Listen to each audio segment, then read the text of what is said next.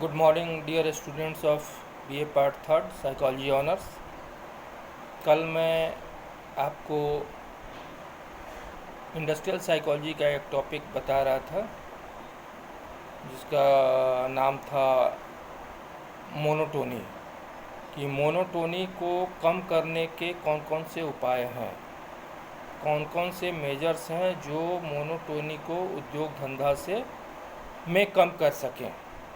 तो उसमें मैंने 3 उपायों की चर्चा की थी और आज मैं उससे आगे बढ़ रहा हूँ।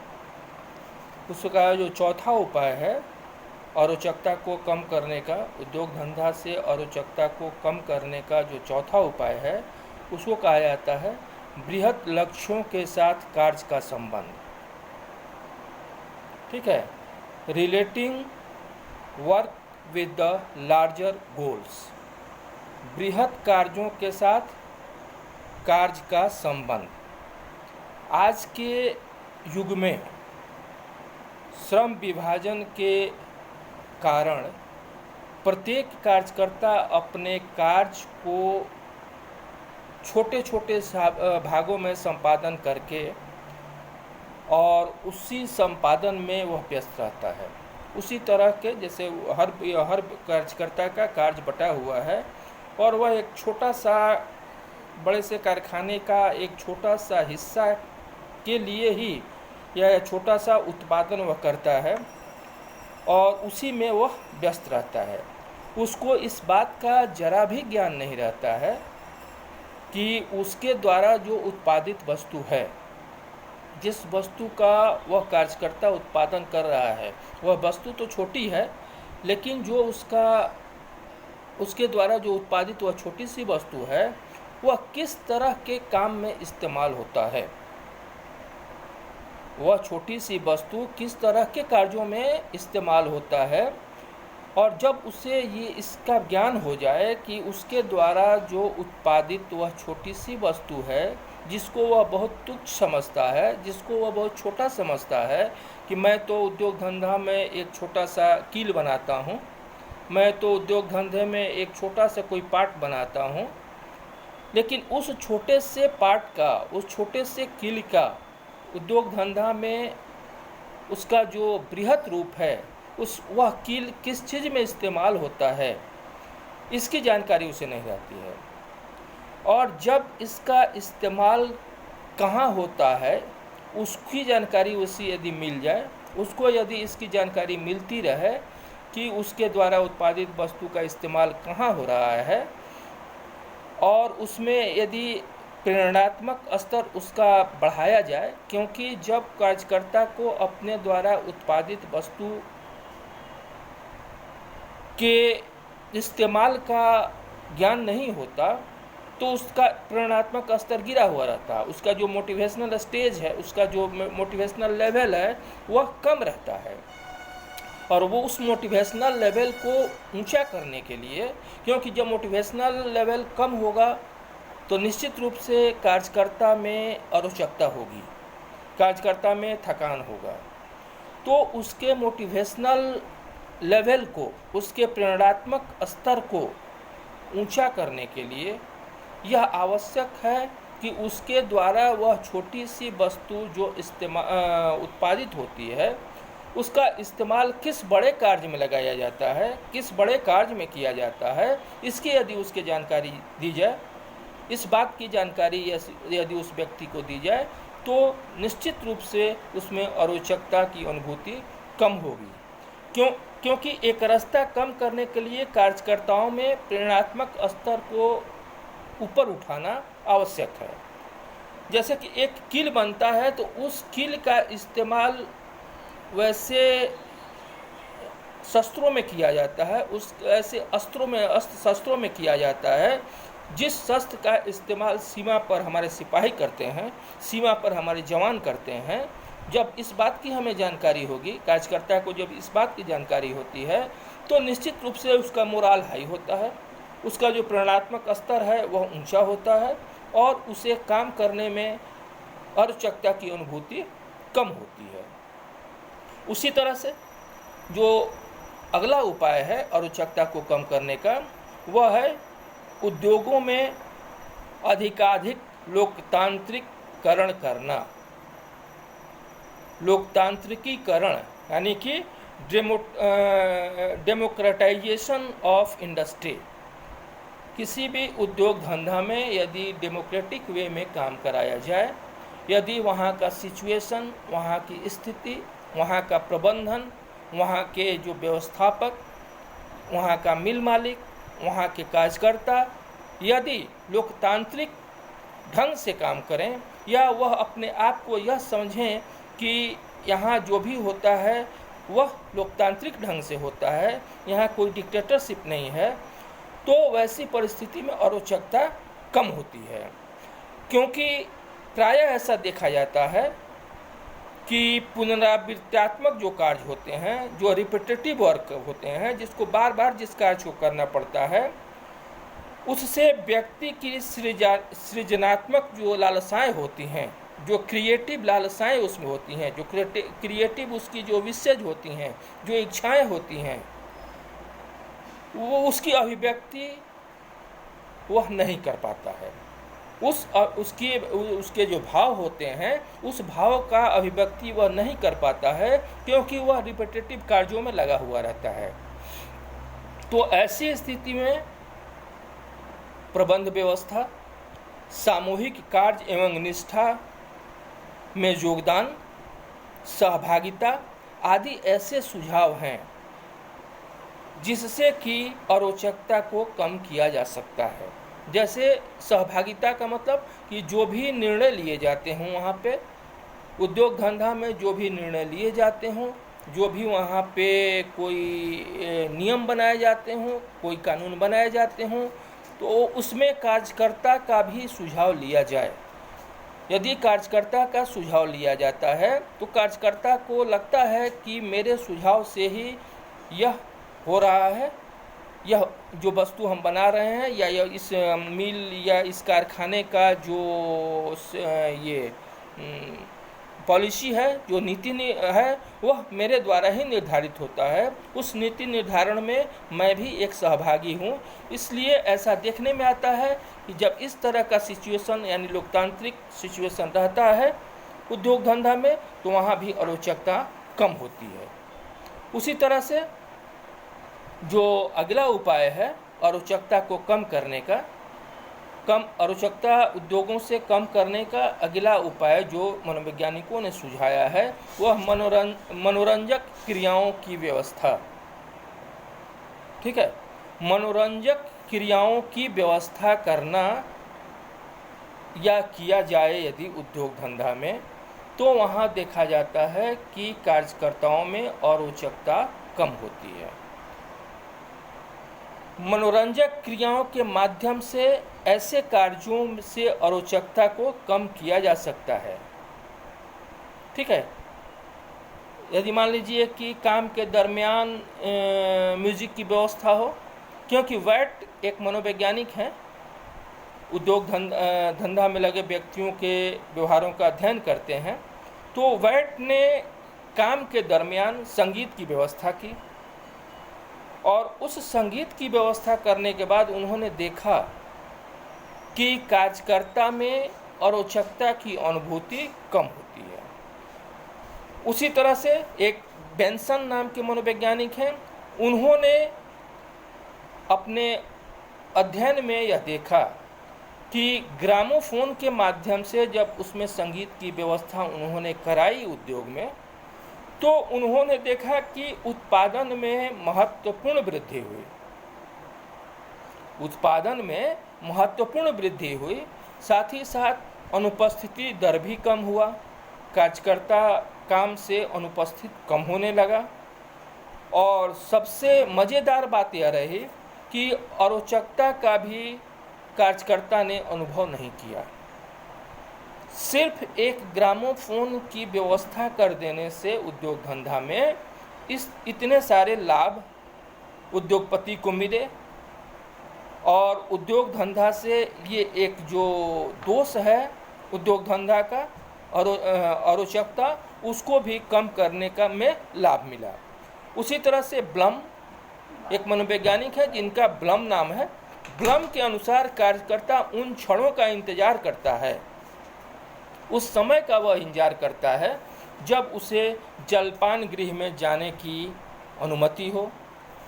जब जलपान गृह में जाने पर वह धूम्रपान कर सके, आपस में बातचीत कर सके, जलपान कर सके, तो वैसी स्थिति में भी उसमें अरोचकता कम होती है। तो ऐसा होना चाहिए कि वह बातचीत करने के लिए या मनोरंजन करने के लिए उसके पास कुछ ऐसे साधन हों जिससे कि कार्यकर्ता में अरोचकता कम हो, क्योंकि जितना ज़्यादा कंसंट्रेशन काम के प्रति होगा, काम के प्रति जितना उसका ध्यान एकाग्रचित होगा, उसमें अरोचकता की स्थिति उतनी ही ज़्यादा या उतनी ही जल्दी उत्पन्न होती है। लेकिन यदि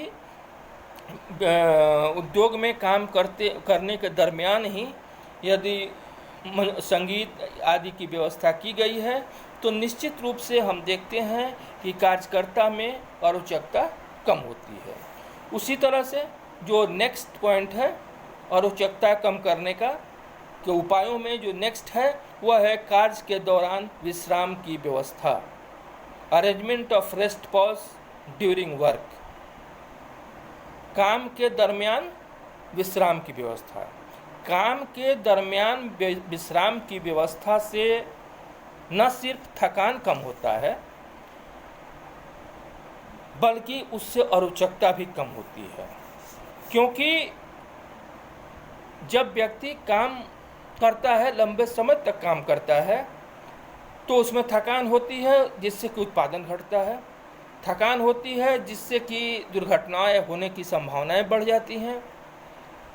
लेकिन यदि उसको विश्राम दिया जाए उचित समय पर, जिसको हम कहते हैं कि उचित जो उसका जिस समय कर्मचारी बिल्कुल थक गया हो उस समय यदि उसे विश्राम दिया जाए तो उससे थकान के साथ ही साथ अरोचकता में भी कमी देखने को मिलती है।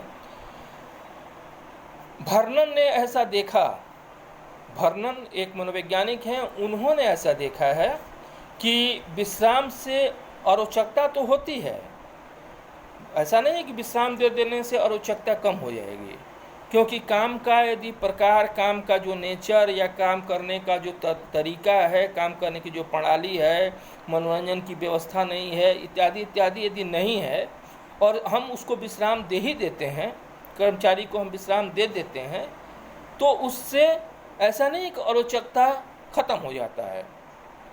वर्नन ने अपने अध्ययन में देखा कि अरोचकता खत्म नहीं होती है बल्कि वह देर से होती है। अरोचकता होती है लेकिन वह देर से होती है।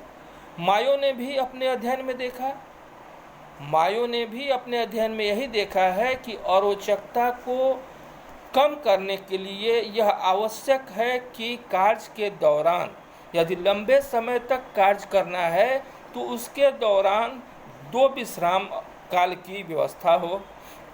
यदि बहुत लंबे समय तक कार्य नहीं करना है तो एक विश्राम काल तो अवश्य ही होना चाहिए, एक रेस्ट पॉज तो अवश्य ही होना चाहिए, जिससे कि कार्यकर्ता में अरोचकता की स्थिति देर से उत्पन्न हो। ठीक है।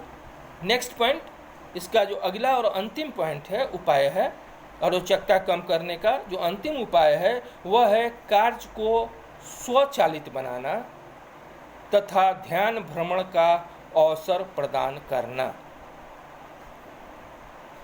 समझ में आ रहा है कि कार्य को स्वचालित बनाना तथा ध्यान भ्रमण का अवसर प्रदान करना। हम उद्योग धंधा में हम देखते हैं कि कार्य मैनुअल ही ज़्यादा करना पड़ता है और उस मैनुअल कार्य को करने के लिए कार्यकर्ता को ध्यान को एकाग्रचित करना पड़ता है। जिस काम को वह कर रहा है उस काम में उसे ध्यान लगाना पड़ता है।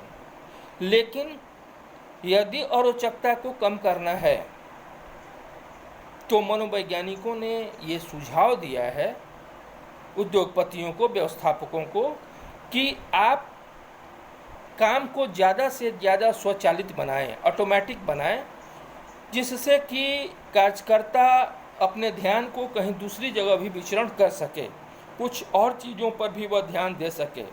ऐसा नहीं है कि सिर्फ वो काम करने की वस्तु पर ही वह ध्यान लगाए रहे, जिससे कि अरोचकता उसमें जल्दी होगी। तो ध्यान को इधर उधर दौड़ाने का अवसर जब मिलता रहेगा तो वैसी स्थिति में अरोचकता देर से होगी या अरोचकता नहीं भी हो सकती है।